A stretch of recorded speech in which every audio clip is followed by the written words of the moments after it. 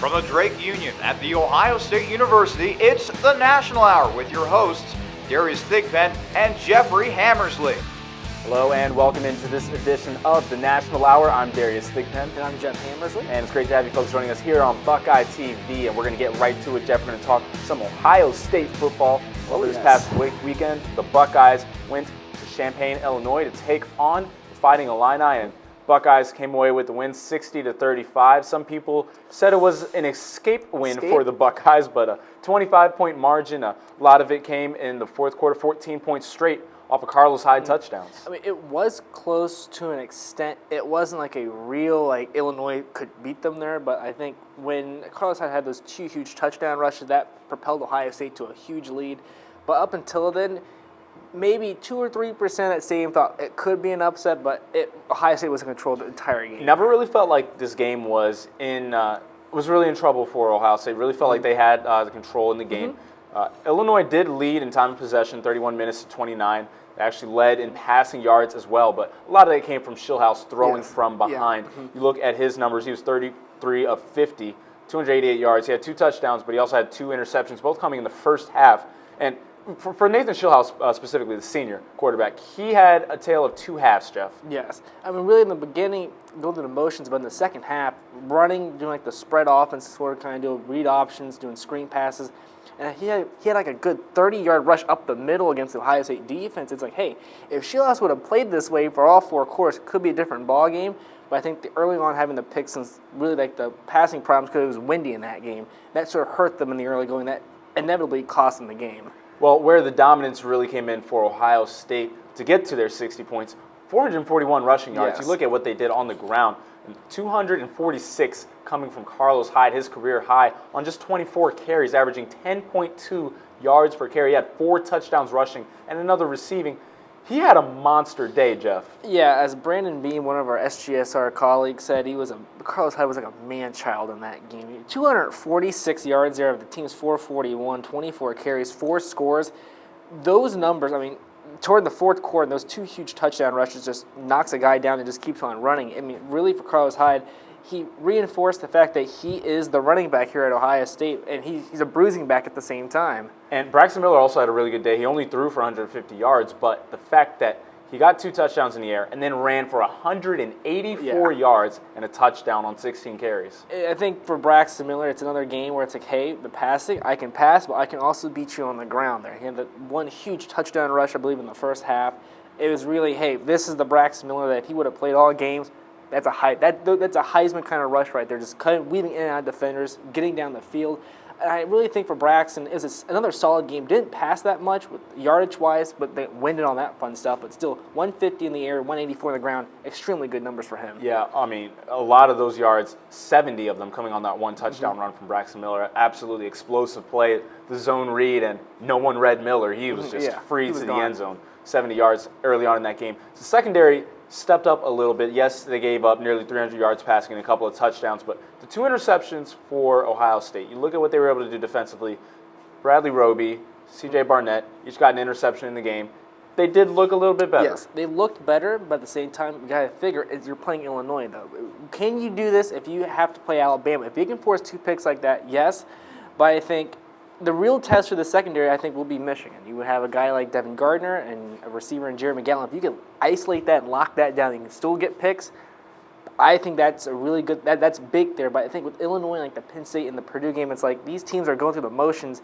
If you can't get a pick, you have a serious problem. I was going to say, Bama, you need to slow down. They haven't played the number 1 receiver They still haven't played the number 1 receiver in the Big Ten, so you got to go through that Michigan team first. Right, that's still, but if they can get through Michigan, force some turnovers, especially picks, this team is golden. Tackling was a little off in the game. You saw Schillhouse was able to get some big runs, and overall, Illinois, most of their runs came off of broken tackles and broken plays, and we saw once again Illinois was able to make some plays happen out of nowhere almost. Yeah, really, this is why some of the people think Ohio State, they escaped, they didn't really blow out Illinois. I mean, some of the rushes there, it's like tackling wasn't there, and the line was just carving yards, and they were scoring points, though. When you give 35 points to Illinois, something's quite not right there. When you can shut out Purdue, you can hold Penn State down to 14, but you give 35 to the Illini. Granted, it was on the road in Champaign, but still, That's too much for a team that is trying to get into that championship game and is relying on pollsters and computer numbers. It's hard when you give up 35 to a team like Illinois. Well, Jeff, you just mentioned championship games. We were talking BCS championship briefly for a couple minutes ago. Oh, yes. That's not where Ohio State is right now. Right now, they actually still have one game to win before they even get to the Big Ten championship. That's going to be Indiana coming up this Saturday. Buckeyes, 3:30 kickoff, going up against the Hoosiers. And who can forget last year, Indiana put up huge output offensively against the Buckeyes. 49 points put up against the Buckeyes. Ohio State had 52, so they were able to win that one. But this is a quality Indiana offense. They've had some big games in Big Ten play. And Nate Sudfeld, quarterback for the Hoosiers, is leading the way. Really with Sudfeld, the 19 touchdowns, 9 picks, really it's fifth in the points per game for Indiana totally there. I think for Ohio State, going back to that secondary thing we talked about, you got to force some turnovers here. This guy, he runs an air raid offense of sorts. He's got to pass it. You know he's going to pass it. If you can shut that down, you're good. But if you let him just pass it until the cows come home, it could be a whole different story. And for the Buckeyes, 23 wins in a row here, and that would be school record if they could beat the Hoosiers in Columbus. Well, the Hoosiers right now, top 15 in offense and scoring points per game, but defensively, 38.8 points per game. That is 118th in the country, and that's right around the bottom of college football. Yeah, back in the 5 or 6 years ago, I believe there was like 119 teams in the NCAA, like the Division I. But I think for Indiana, given those kind of numbers, I expect the Ohio State offense with Miller and Hyde to just go off. I mean, I expect a potential another 200-yard day for Carlos Hyde. Maybe, who knows, a 200-yard passing day and a 100-yard rushing day for Braxton. All right, well, Navy put up 41, Wisconsin put up 51, and Michigan put up 63 against Indiana. What does this Ohio State team do against Indiana Saturday? I am going to say that it's going to be another 60-point game. Back-to-back 60-point games for the Buckeyes. I'm going to go with exactly 60. I would never pick a team to get back-to-back 60-point games, but I think you are right. I think Ohio State is going to put up 60 points. Question is what they do against Indiana. Defensively, the Buckeyes, I think they're going to have another test, but I do think Ohio State is going to win this game. It's going to be relatively easy. It's going to be a game where Sudfeld's throwing coming from behind. It's going to be Sudfeld. He's going to make 1 or 2 mistakes. Those are going to become interceptions. And for Ohio State, it's give it to Carlos. If that's not happening, Braxton, make something happen with it. And more than likely, he will make something happen. All right, give me a final score. I'm going to go 60-14. I'll say 63-20. Ooh, it's still 60-point games for the Buckeyes. 60-point games for the Buckeyes. We will have the live coverage on Scarlet and Gray Sports Radio on OhioStateSports.net. Of course, the Lantern and Buckeye TV. We will have all coverage for you. And we're going to take a quick break. We will come back with some more college football for you here on the National Hour.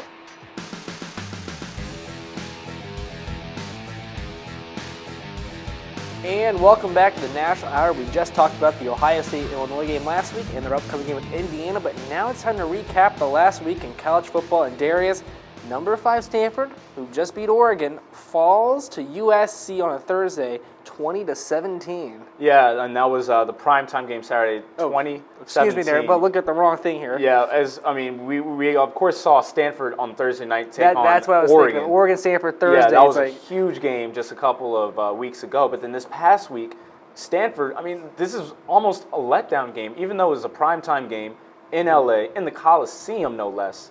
This was a letdown game because this is a USC team that had been struggling, but lo and behold, they figured it out in Southern Cal. They think they have their head coach right now, so we'll see. We'll see if they stick with the guy. But right now, USC gets the big win against Stanford. Number 5 Stanford upsetting them at home. USC got the late field goal to win the game. It was pretty much an even game offensively. And you look, it's not a high-scoring game. USC is a team you would think has to score a ton to be able to beat a team like Stanford. But Stanford's defense showed up. It's just the fact that their offense didn't, and USC's defense played well enough to win. Really, for USC, getting those 3 turnovers, 2 on Hogan, 2 interceptions off Hogan, but really, for USC, it was a huge win at home. They stormed the field afterwards. Last-second field goal there for USC, but as you said earlier with their head coach, you let Lane Kiffin go. Ed Orgeron takes over, and Orgeron's done a pretty good job there. His first coaching stop, disastrous here at USC, putting the pieces back together for a very good season. And if you want to get to go from interim coach to full-time coach and win against a number 5 Stanford team, that's a big mark on the resume when they start looking at who to fill in for that head coaching job. Right now it feels like Orgeron is the darling of USC, and a lot of people within the program like him. He's a USC guy. He really wants the job. the question is, do they stick with him? Or one of the guys that they've been talking about is Jack Del Rio, defensive coordinator of Denver Broncos, and he's actually coaching the Broncos right now in John Fox's absence. So he's a name that comes up. But, for USC right now, they're going to figure things out. That's going to be a matter for the end of the year. But getting this win right here is huge, not just for USC, but also for Oregon, who's now back atop the Pac-12. Oregon goes to the back of to the top of the Pac-12. Could be your Rose Bowl favorite down the line. We'll see how that plays out. Another thing, the Duke Blue Devils, not basketball, but their football team upsetting number 23 Miami 48-30. Duke scoring 48 points there. It's times have changed there for the Duke Blue Devils. Heavy offensive game, 565 yards from Miami, 543 from Duke. Are you surprised by this Duke team this season? I'm surprised that they were able to play as well and consistently as they have throughout this season. But, once you've seen Duke, particularly seeing their numbers, going into the Miami game, a lot of people thought that Duke was the better team of these two teams. Miami had been struggling after getting whooped up on by Florida State. So a lot of people were thinking, well, Miami's down, Duke is up, go with the team that's trending up. And it seemed like a smart pick. So a lot of people picked Duke, and boy, were they right. I mean, Duke was clearly the better team against Miami this past weekend. So I'm not surprised by the result, but I am surprised by the fact that they've had as consistent play this season as they've gotten. Really, for Duke, going back, how are they getting here? They're on top of the Coastal Division in the ACC, and they're getting the dynamic players, 2 passers, 7 runners. And really, this team, they can beat you with speed, basically. And really, that's what the big thing for Duke's been. But for Duke, do you see them? Could they potentially get that ACC bid into the BCS if they can just keep on playing like this? Maybe? Please. Maybe. Please. Here's percentages. The only way. 1 to 100%. What are the odds, percentage-wise, that they somehow sneak into the Orange Bowl? Percentage-wise, that Duke gets into the Orange Bowl. What are the odds? Tell me. I would say 20% because 20? Here's what could happen. I could see. If Florida State got into the national championship and the Orange Bowl still needed to fill a bid, maybe an at-large. That happened with Illinois, remember, when Ohio State went to the national championship and Illinois went to the Rose Bowl. Duke they could have that, where Illinois had, I think 3 losses going into that game against USC. That's the only way it could happen. Duke is not going to beat Florida State. They're not going to get it outright. But they could find their way. If they win out and then have a loss against Florida State and keep it kind of close, they could see themselves in the BCS, but that's really the only way. Do you see them keeping it close, though? If they do have to play Florida State in that collision course. No. I mean, even if Florida State had a bad day offensively, defensively, that's probably the best team, if not just in the ACC, maybe in one of the countries defensively. That defense is scary. You've got guys like Joyner. I mean, on the defensive line, there's several guys who can go out and get it done. And everyone talks about James Winston in the passing attack, but they've got some monster running backs in Devontae Freeman and James Wilder Jr. Well, right now, Duke atop of the Coastal Division in the ACC, controlling their own destiny as we speak right now. Teams that also sort of controlling their destiny, Baylor in the Big 12 right now, remaining undefeated, a big 63-34 win against Texas Tech. Baylor now averaging 61 points per game. That is first in the country in scoring. Darius, this Baylor team, they beat Oklahoma, they beat Texas Tech, scoring 60 a game. Are you surprised by the big score against Texas Tech? Well, not really surprised by the score. You knew that they were going to come out and put up points. I mean, at this point, it comes down to, do you believe in Baylor? And every week I've been like, not really. It's like the whole argument with Nick Foles in the NFL. Like, do you trust this guy? And I'm still kind of like, no, I'm not on the bandwagon, but I'm like half foot, half hand on. Like, I'm grabbing onto a rail, and I'm starting to take a little bit of a ride. You jumping on that Baylor bandwagon? I'm not on it yet. Okay. I mean, they're certainly putting up points enough, but the really thing that's been surprising in their winning streak is how well their defense has been playing. They've been making plays defensively. They've been ball hawking. They've been coming up with turnovers, timely turnovers, especially going back to that Oklahoma game. So now in this game against Texas Tech, I mean, they were able to put up points, yes, but they were also able to make plays defensively. Really, I think really for Baylor, going back to the offensive side, 675 yards of total offense there. Bryce Petty, 17-31, 335, 3 touchdowns, and on top of that, 2 more rushing touchdowns. Baylor, 2 100-yard running backs with Linwood and Chafin, 2 100-yard receivers with Norwood and Goodley. Is this potentially the best offense in America right now? Well, if they could do this against a team like Alabama or a team, even Oregon, certainly if they could do this against Stanford, I would say yes, no doubt, that's the best offense in the country. I mean, I don't know. Just because I always think the Big 12 defenses are a little suspect. I hold off of giving praise to an offensive juggernaut coming from the Big 12. Remember what happened with Oklahoma when they played Florida in the national championship? Couldn't even put up double. I mean, they struggled to get double digits. So I would say maybe. We'll see. But I think they've got a great offense either way. All right, that wraps up the recap from the past games this week. Now we're going to go to our picks for the week and beginnings. Hey, it's number 4 Baylor at number 10 Oklahoma State. College Game Day will be there. Darius, do you sense an upset? Every week we've had Baylor as a pick. I've picked against them, and I've been wrong. So I'm going to pick Baylor this week just to pick Baylor.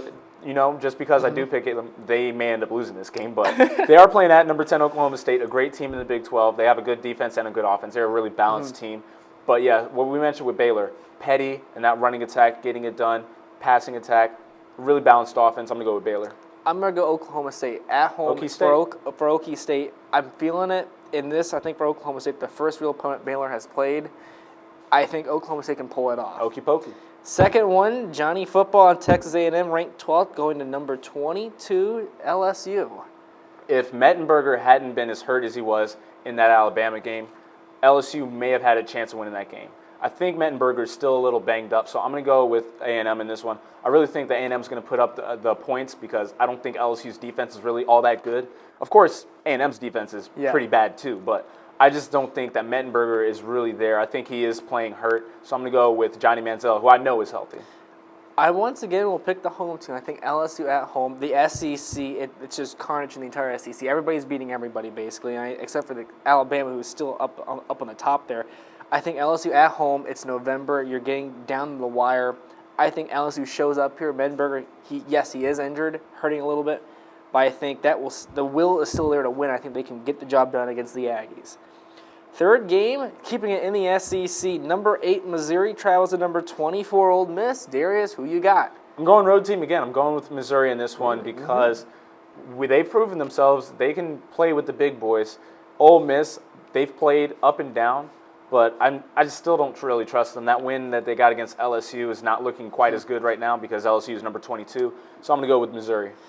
I'm going to go with the Mizzou on this one, too. I think Mizzou, that one heartbreaking loss at home, that's a minor setback. But I think on the road against number 24 Ole Miss, they've been suspect this season. They were hot in some places, not in others. I think Mizzou, they can go in and then get that one. It will be a close one, though. Next game, number 17 Arizona State travels to number 14 UCLA. Do you sense another Road Warrior upset here? No, this is where I'm going with the home team finally. I'm feeling this UCLA team. What they did earlier in the season against Nebraska, that really made me a believer. And that made me think that they were as good as some of the teams in the Pac-12, including Oregon. They're not quite that good, but they can put up some points with Hundley at quarterback. And their defense is really good, too. As a matter of fact, they've got a guy on the defense who's put up touchdowns. He had 4 touchdowns in one game, their linebacker. Of course, that was putting him in at running back, but still 4 touchdowns. They've got guys who are athletic on that defense. He's not the only one. I think UCLA, they're at home. They're really in that position where it's, hey, they can keep on winning. They're into a good bowl game. I think UCLA at home with Hundley, you can't stop that. Final game, Big Ten matchup, number 19 Wisconsin, newly ranked number 25 Minnesota. Will Minnesota get the big win at home? Minnesota's ranked for the first time in a while. They're going to be one and done. Wisconsin is going to put it on them. This Wisconsin team, if they hadn't lost on that last-second travesty against Arizona State, this would be a one-loss team who's averaging nearly 50 points per game and holding opponents to less than 15 points per game. This is a scary Wisconsin team. I mean, they are really just that one game against Arizona State away from being an at-large in the BCS. This is going to be a close one, but I think Minnesota, they're playing inspired for Coach Carroll, but I think Wisconsin, there's just too much offense there. I think the Badgers will get the job done on the road. Yep. So, I mean, if you got to pick one player to watch out of Wisconsin, Minnesota, who are you going with? I may go with James White. I think the running game there with Wisconsin, that between him and Gordon, it's hard not. Those guys are good. I think that's going to be the X factor. You know who we haven't talked about all year? Jacob Pedersen, their tight end. I mean, remember, last year he was really good. He's been kind of lost in this offense. Of course, you've got the two-headed monster at running back with Melvin Gordon, James White. You know what you got with Joel Stave, Sunshine, as they call him. Sunshine. And you have a big play receiver in Aberdarius. Let's see the tight end. I'm feeling tight end. Give me Pedersen. Alrighty then. Well, that's all that's all the time we have right now for the college football section. We'll take a short break and come back with final stories and some NCAA basketball here on the National Hour.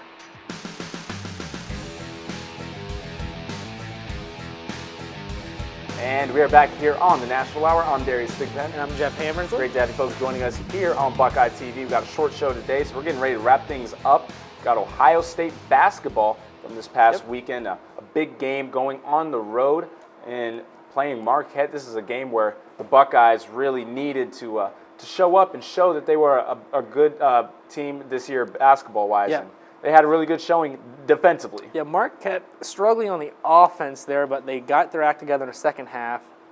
Got the 52-35 victory. Then this past last night, actually, the 63-52 win against American.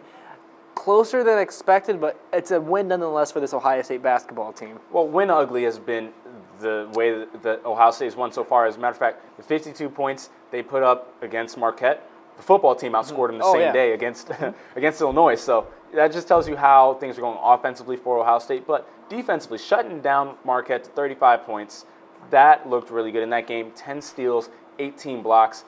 You get 5 steals from Shannon Scott, 5 blocks from Amir Williams. Those are the two guys that you're looking at defensively outside of Aaron Craft to really step it up. And I think for Amir Williams, he needs a breakout season, and I think that season could be this season. He had a double-double earlier this season. Now, as long as he can keep on blocking, scoring some points, and getting rebounds, he'll be fine.